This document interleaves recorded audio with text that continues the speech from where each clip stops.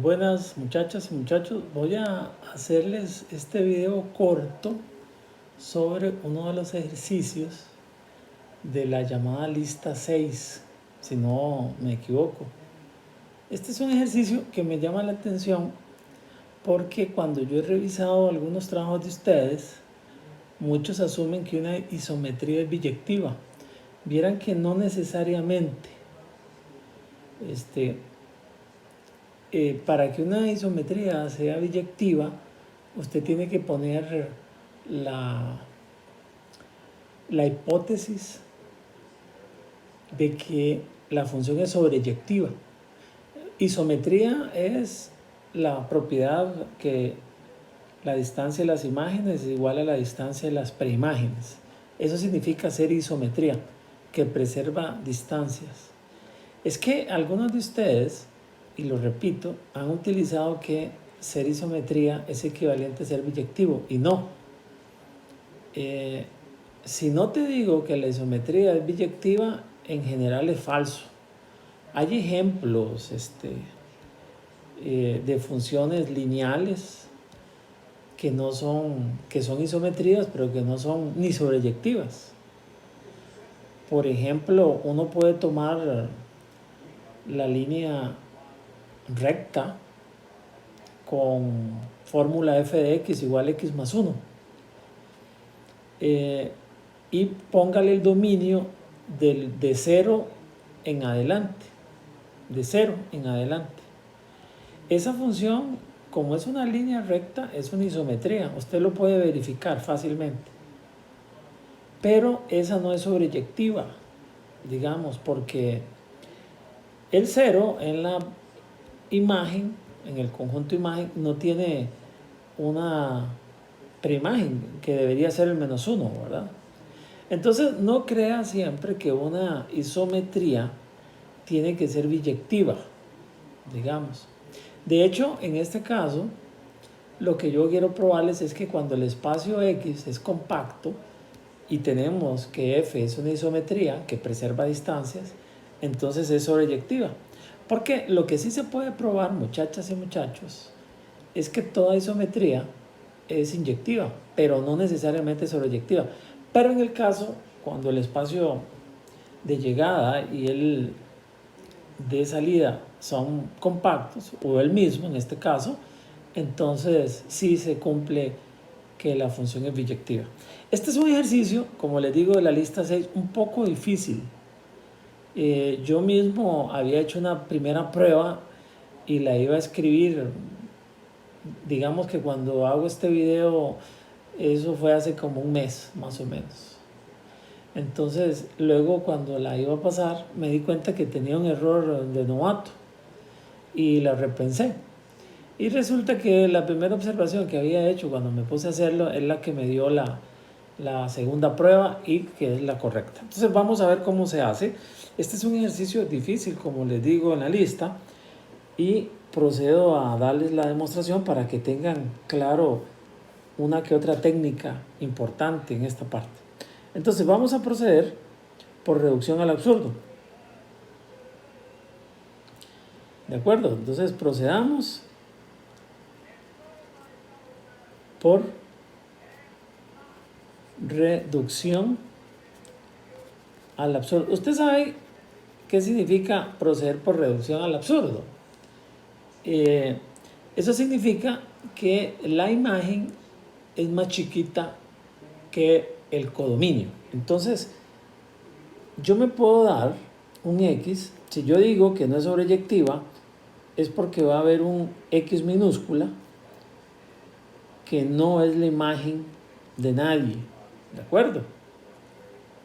Entonces, al darme ese X, yo estoy suponiendo que X, el codominio, es más grande que la imagen de la función. Entonces, aquí es donde quiero que por favor les quede claro lo que voy a hacer. Esto es muy importante. Entonces, yo puedo tomar como épsilon a la distancia que hay entre X y f de x. Ojo, esta es la distancia de un punto a un conjunto. Fíjense que, por lo que nosotros sabemos, como X es compacto y F continua, es continua, aunque no lo dice ahí, pero es fácilmente probable que es continua, de hecho es uniformemente continua, entonces F de X es compacto. ¿Se acuerdan? Pero si algo es compacto, también es cerrado. Entonces F de X es cerrado, ¿de acuerdo? Entonces, como la X no vive en F de X, esta distancia debe ser estrictamente mayor que cero. Deben de quedarse algunos de ustedes, ¿cómo se sabe eso? Bueno, eso se sabe porque revise sus notas, se probó en clase, eso estaba demostrado en clase, que la distancia de un punto a un conjunto es cero si y solo si X vive en la clausura, ¿de acuerdo? Eso se probó. Entonces, como X no pertenece a F de X y F de X es cerrado, X no vive en la clausura. Entonces, si X no vive en la clausura, la distancia de X minúscula a X mayúscula es diferente de cero, pero es positivo porque las distancias, acuérdense que son cero y positivas. Entonces, procedo por reducción al absurdo, supongo que hay un punto que no vive en la imagen, entonces la distancia de ese punto al conjunto imagen tiene que ser mayor que cero. Tengan presente eso, por favor. Ahora, voy a formar una sucesión. ¿Cuál es la sucesión? Ese X que yo tengo, le aplico F y a eso le llamo X1. Luego X2 es F cuadrado de X. ¿Qué significa F cuadrado de X? Aquí F cuadrado es F de F, ¿de acuerdo? Primero a X le aplico F y a F de X le vuelvo a aplicar F. Eso significa F al cuadrado, la composición. Y ahí sigo. Sigo y la sucesión entonces es F a la n de X. Y ahí sigue, ¿de acuerdo? Esa es una sucesión. Agarré X y comencé a aplicarle F una vez, F dos veces, F tres veces y así sucesivamente. Hay gente que le llama la órbita a esto. Entonces, quiero que se den cuenta de lo siguiente. ¿Cuánto vale esta distancia? ¿Cuánto vale la distancia entre X? En realidad no quiero el valor exacto, pero ¿cuánto sería la distancia de X a XN? Fíjese lo que estamos diciendo aquí arriba, donde aquí arriba es lo que estoy rayando. Este epsilon es la distancia de X minúscula al conjunto de todas las imágenes de X mayúscula bajo F. Aquí X, donde pongo observe que X minúscula le estoy pidiendo la distancia entre dos puntos. Pero esa distancia tiene que ser mayor que epsilon. Y eso es mayor que epsilon para cualquier n mayor o igual que 1. ¿Por qué? Puesto que la sucesión siempre vive en la imagen. ¿Cómo sé yo eso? Y bueno, porque ¿cómo está definida XN? XN es la imagen, ¿verdad? N menos 1 veces del punto X. Entonces, acuérdense que les vuelvo a rayar, esto es un mínimo, el mínimo es positivo. Cualquier otra distancia entre X y el conjunto y un punto, el conjunto Fx mayúscula, tiene que ser mayor o igual que este epsilon, ¿de acuerdo? Por eso pongo yo, puse mayor estricto, pero en realidad es mayor o igual, ¿de acuerdo? Por definición de ínfimo. Ahora quiero que vean algo, por eso es que les digo que este es un ejercicio difícil, porque ahora observe algo. Vamos a hacer algo que ya hemos hecho en varias ocasiones. Fíjense bien lo que quiero hacer. Quiero calcular la distancia entre xp y xn más p. Aquí p y n son enteros. Entonces, quiero calcular la distancia entre esos dos términos. Pero, fíjense que aquí es fácil porque usted no me deja mentir. que por la hipótesis la voy a rayar, está aquí arriba. La distancia entre dos imágenes es igual a la distancia entre dos preimágenes. Entonces, acuérdese quién es x a la p. Es f a la p de x. Y x a la n más p es f a la n más p de x. Entonces, si le aplico lo de ser isometría, lo que hago es bajar una f. Entonces pongo p menos 1. Y aquí le bajo otra f. O sea, pongo x n más p menos 1. Pero yo puedo seguir aplicando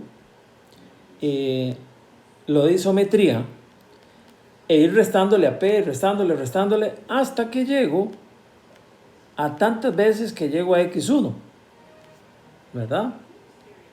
Y también llego a tantas veces y aquí n más 1. ¿De acuerdo? Y le puedo restar una vez más, o aplicar la definición de isometría, y entonces esto es una x y esto es una xn, ¿verdad?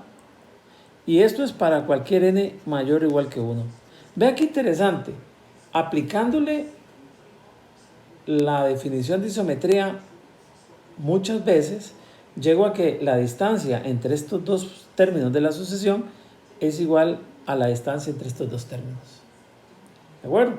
Ahora, yo quiero que ustedes, los trabajos en clase que yo les dejo, se los dejo porque yo estoy convencido de que son teoremas o situaciones que te enseñan una técnica de análisis funcional, y el teorema de punto fijo te enseña una técnica que usted tiene que saber manejar, ¿de acuerdo? Entonces, si usted revisa el mismo argumento, o más bien revisa el argumento del punto fijo,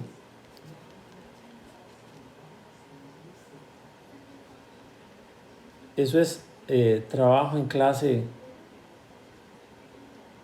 ¿Trabajo en clase qué? Trabajo en clase 6 o 7.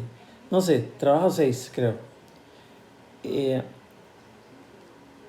Ahí lo que se hace es tratar de calcular la distancia entre dos términos de la sucesión xn. O sea, fíjense que en la anterior yo calculé la distancia entre xp y xn más p. Ahora voy a calcular la distancia entre dos cualesquiera, m y n. Pero voy a suponer que n es más grande que m. Entonces, utilizando la isometría una y otra vez, uno puede probar que esa distancia es igual a la distancia de x a x n menos m.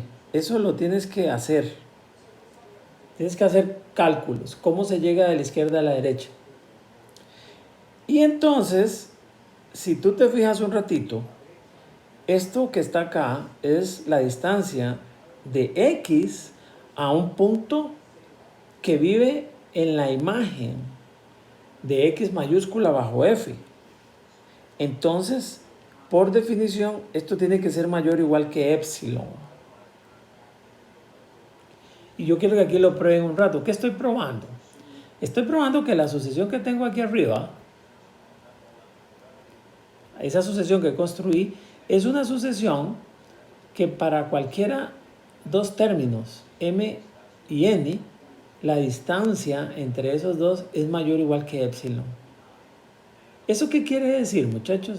Eso quiere decir que los términos de la sucesión no se aproximan a nada. Siempre están retirados por lo menos esa distancia epsilon. ¿Y qué contradice esto? Esto contradice que la sucesión, esa sucesión que construí, no puede subsucesión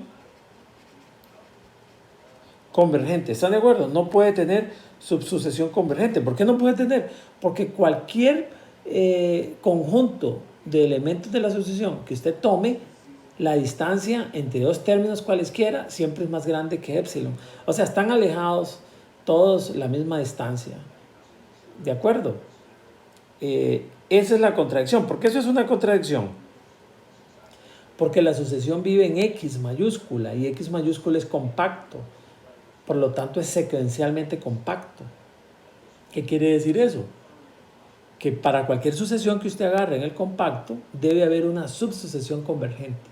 Y aquí, ese épsilon que yo elegí es positivo, ¿verdad? Entonces, este es el ejercicio, ¿verdad? Que yo quería compartirles y decirles que es importante que se aprendan las técnicas. La técnica usada aquí es la que usamos en el teorema del punto fijo. Entonces, estimadas y estimados, espero que este ejercicio y la lista que les voy a dar el próximo miércoles de clase, la lista 6 sobre compacidad, les complemente más o menos lo que ustedes han venido estudiando y han venido haciendo cuando me entregaron en la tarea 5. Estamos en contacto, estimadas y estimados.